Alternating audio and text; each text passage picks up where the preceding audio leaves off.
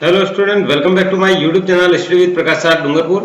प्यारे विद्यार्थियों, आज हम पढ़ेंगे सामाजिक विज्ञान में पांचवा अध्याय वन एवं वन्य जीव अभ्यारण्य और वन्य जीव संसाधन और उसके महत्वपूर्ण प्रश्नों के बारे में कि आप लोग इन वीडियो को ध्यान से देखें और एक ही बार में इस तरह से देखें, अच्छी तरह से समझें, पूरे ध्यान से देखें ताकि दोबारा से उसको देखना नहीं पड़े और फिर भी आपको कहीं दिक्कत हो। और अगर आप बहुत अच्छे तरीके से तैयारी करना चाहते हैं तो फिर एक एक वीडियो को 2-3 बार देख दें।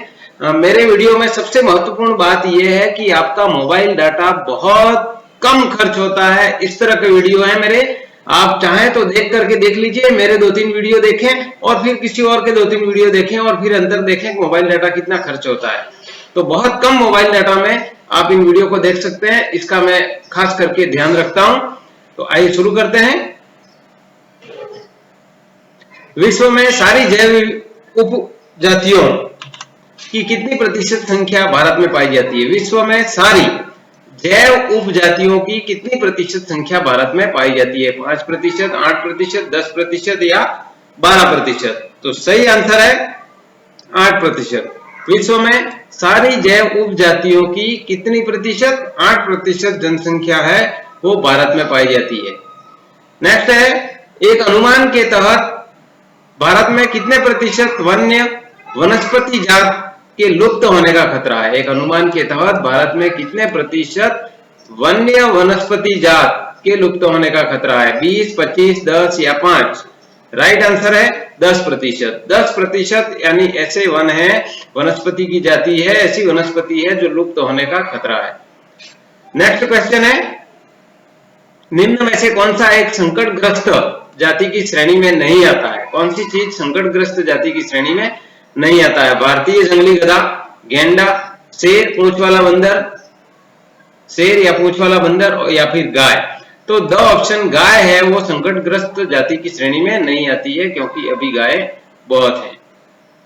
नेक्स्ट है, भारतीय वन्य जीवन रक्षण अधिनियम कब लागू हुआ? वन्य जीवन रक्षण अधिनियम कब लागू हुआ? 1951, 1972, 1965 या 1947? तो राइट आंसर क्या है? राइट आंसर इज ब 1972। तो भारतीय वन्य जीव रक्षण अधिनियम कब लागू हुआ? 1972 में, इसे याद रखना है। नेक्स्ट है, इनमें से कौन सी टिप्पणी प्राकृतिक वनस्पति जात और प्राणी जात के ह्रास का सही कारण नहीं है? यानी प्राकृतिक वनस्पति जात और प्राणी जन के ह्रास यानी उनकी कमी का सही कारण नहीं है। पहला है कृषि का प्रसार, दूसरा पशुचारण और ईंधन लकड़ी एकत्रित करना, वृहत स्तरीय विकास योजनाएं और चौथा है तीव्र औद्योगिक शहरीकरण। तो सही आंसर क्या है? सही आंसर ब है, पशुचारण और ईंधन लकड़ी एकत्रित करने से किसी भी वनस्पति जात की या प्राणी जात की कमी नहीं हुई है, उनका ह्रास नहीं हुआ है। कृषि के प्रसार से वनस्पति जात और प्राणी जात का ह्रास हुआ है, वृहत स्तरीय विकास योजनाओं से हुआ है, तीव्र औद्योगिकीकरण और शहरीकरण से हुआ है। यानी वनस्पति जात और प्राणी जात दोनों की ह्रास के ये कारण है। पशुचारण और ईंधन लकड़ी एकत्रित करना ये नहीं है, इसलिए ये राइट है। नेक्स्ट क्वेश्चन है, सरिस्का बाघ रिजर्व राजस्थान के किस जिले में है? सरिस्का बाघ रिजर्व अलवर, कोटा, जयपुर या Sawai Madhopur? Right answer is Alwar. Alwar में सरिस्का बाघ रिजर्व है, ये ध्यान रखना है। सरिस्का अभ्यारण्य अलवर में है। नेक्स्ट क्वेश्चन है, हिमालय यव क्या है? हिमालय यव एक समुद्री जीव है या फिर एक औषधीय पौधा है या एक जंगली जंतु है या इनमें से कोई नहीं? तो हिमालय यव क्या है आप अच्छे तरीके से जानते होंगे। आप सोचें क्या आंसर है? राइट आंसर है यह एक औषधीय पौधा है। हिमालय यव एक औषधीय पौधा है, बीमारी के इलाज के लिए काम में लिया जाता है। नेक्स्ट क्वेश्चन है, वन विभाग के अनुसार वनों का प्रकार है आरक्षित वन, रक्षित वन, अवर्गीकृत वन या उपयुक्त सभी? तो वन विभाग के अनुसार अगर बात करें तो हमारा आंसर होगा आरक्षित वन। वन विभाग के अनुसार वनों का प्रकार, ये वन विभाग के अनुसार जो वनों के प्रकार हैं उसमें से है ये आरक्षित वन।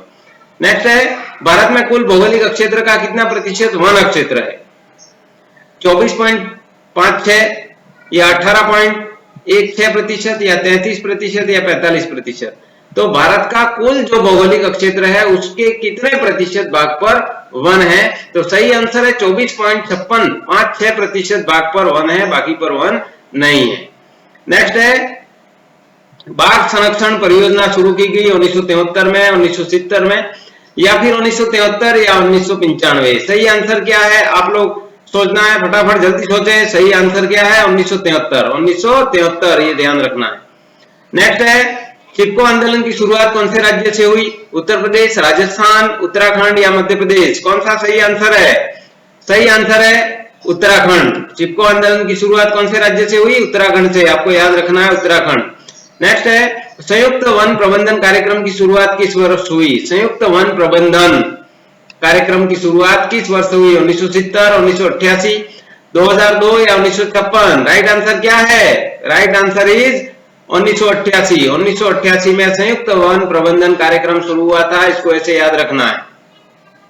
नेक्स्ट क्वेश्चन है, स्थायी वनों के अंतर्गत सर्वाधिक क्षेत्र किस राज्य का है? स्थायी वन, जहां पर स्थायी वन है ऐसे कौन से राज्य में सर्वाधिक है? मध्य प्रदेश, मिजोरम, उड़ीसा या राजस्थान?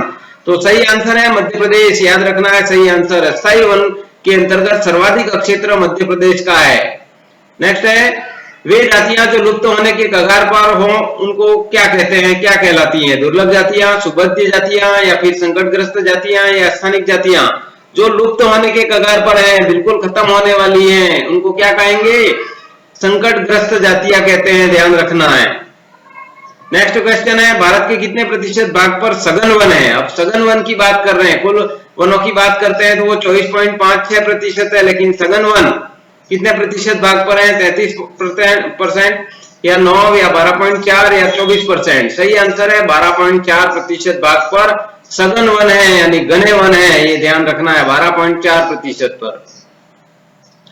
नेक्स्ट है, भैरवदेव डाकव सेंचुरी राजस्थान के कौन से जिले में है? भैरवदेव डाकव सेंचुरी जयपुर, सीकर, जोधपुर या अलवर? जल्दी बताएं, राइट आंसर क्या है? Right answer is Alwar. और भैरवदेव डाकव सेंचुरी कहां पर है? अलवर में है। याद रखना है, अलवर में।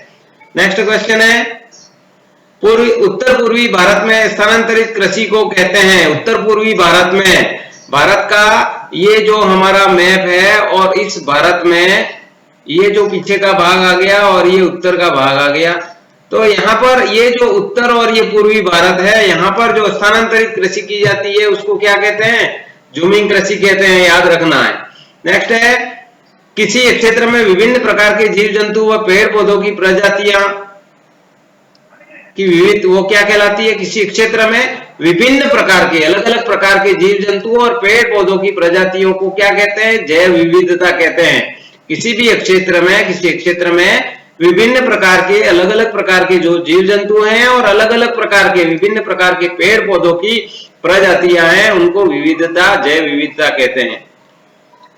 IUCN द्वारा निर्धारित संकटग्रस्त जातियों का उल्लेख कौन सी पुस्तक में किया जाता है? IUCN द्वारा निर्धारित संकटग्रस्त ऐसी जो जातियां हैं जो लुप्त होने के कगार पर हैं या लुप्त हो चुकी हैं, उनका उल्लेख कौन सी पुस्तक में होता है?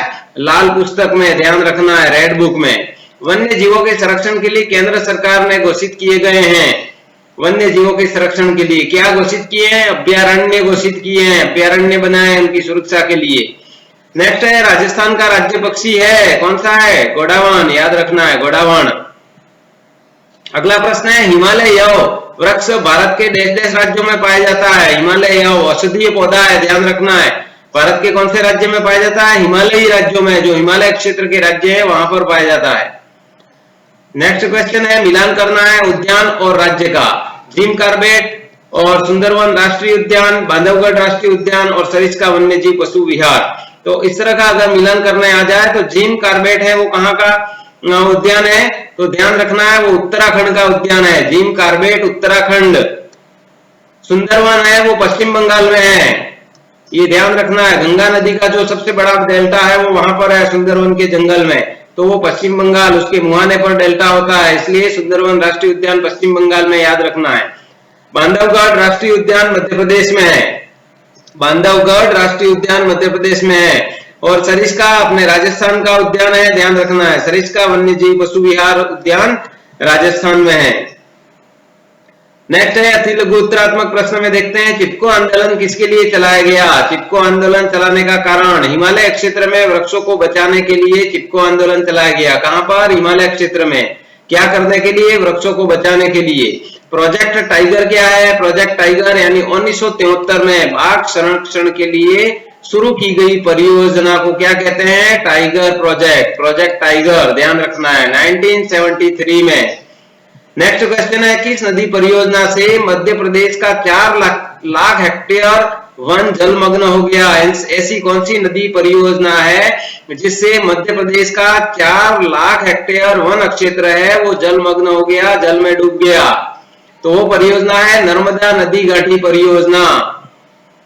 नेक्स्ट क्वेश्चन है, गेंडे के संरक्षण के लिए कौन सा प्रसिद्ध राष्ट्रीय उद्यान? राष्ट्रीय उद्यान की बात कर रहे हैं जो गेंडे के संरक्षण के लिए, काजीरंगा राष्ट्रीय उद्यान असम में है। काजीरंगा राष्ट्रीय उद्यान गेंडे के संरक्षण के लिए और कहां पर है? असम में है, ये ध्यान रखना है। नेक्स्ट है, आरक्षित एवं रक्षित एवं अवर्गीकृत वन कौन सा एक सर्वाधिक मूल्यवान वन माना जाता है? यानी आरक्षित है या रक्षित है या अवर्गीकृत है, कौन सा वन इसमें मूल्यवान वन है? आरक्षित वन मूल्यवान वन है, ध्यान रखना है। नेक्स्ट है, किस राज्य में स्थायी वनों का सर्वाधिक क्षेत्र अधिक है? स्थायी वन जहां पर परमानेंट वन है वो सर्वाधिक क्षेत्र वाला राज्य कौन सा है?